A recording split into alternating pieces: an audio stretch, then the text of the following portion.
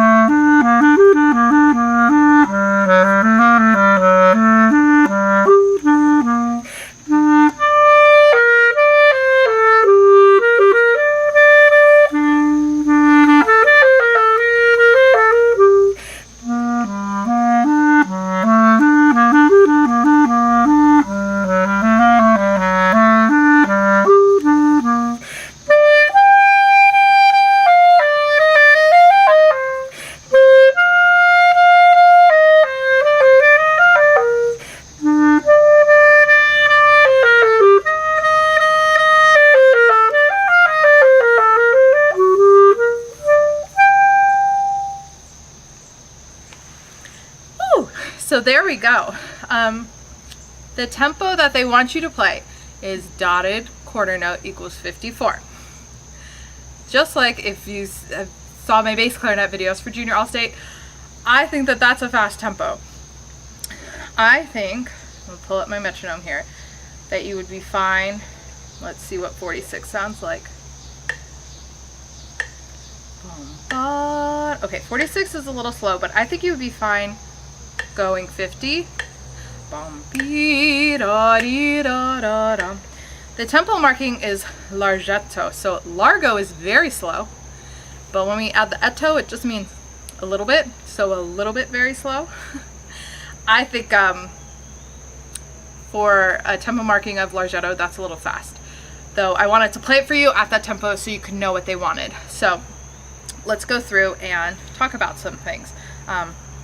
The first two words marked are con espressione, right? Which means with expression. You can really sing out. This is all about showing your personality and what you could do on clarinet. So take the piano with a grain of salt. I would probably play it up at mezzo piano, at least, from the very beginning.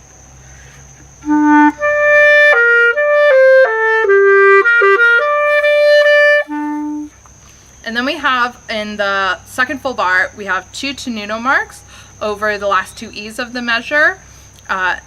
Make them as smooth and connected as you can.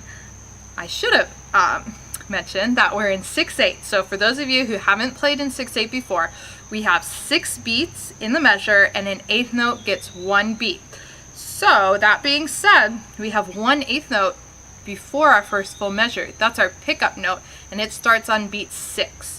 So we go 6, 1, 2, 3, 4, 5, 6, and then we have a dotted 8th note.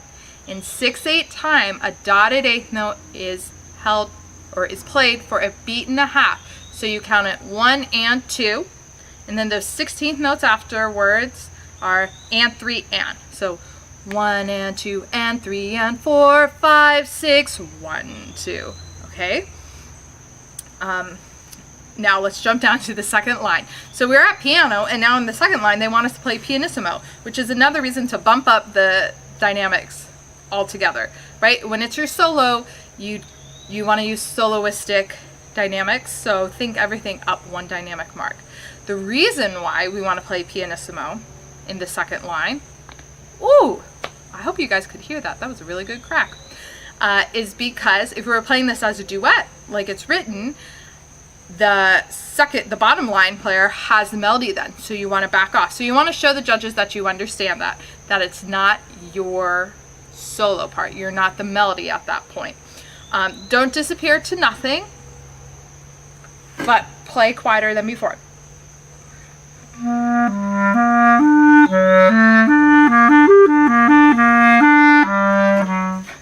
make sure, if we don't know G sharp, sometimes we learn it as A flat first. So G sharp is thumb, 1, 2, 3, 1, 2, 3, and the top pinky key. Hopefully you guys can see that. There we go. All right, so we have 2 G sharps that happen before we get to the repeat. I played it with the repeat.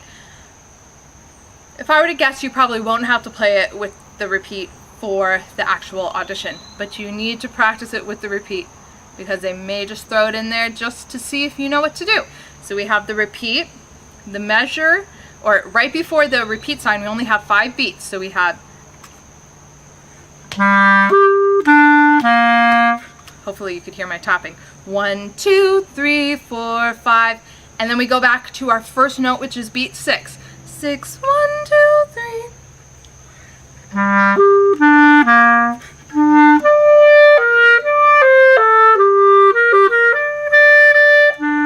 Okay, now let's talk about after the repeat. Finally, we have forte, and we get to play as big as we want with a nice full sound.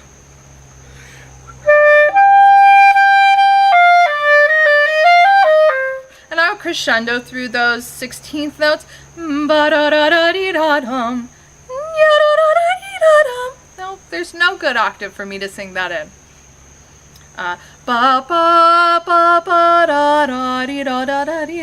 Then we come away. So I'm going to play from right after the repeat.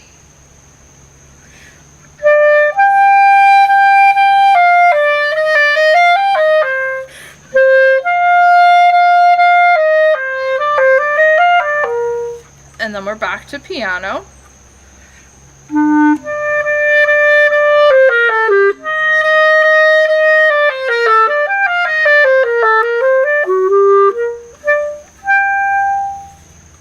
Now, it's not written, but the last measure, I would put a ritardando in there. So 1, 2, 3, 4, 5, and a decrescendo.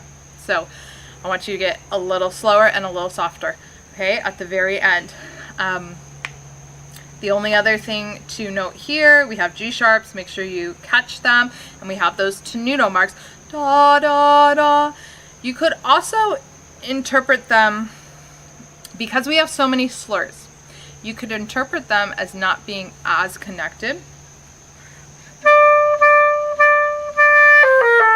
More like an accent. I think for my students in particular, I'm going to tell them to go ba ba ba ba da da da, to play them as connected, as smooth as they can. So I'm going to go ahead and I'm actually going to record the bottom line so you can practice with it. Sometimes just practicing alone can make you go crazy.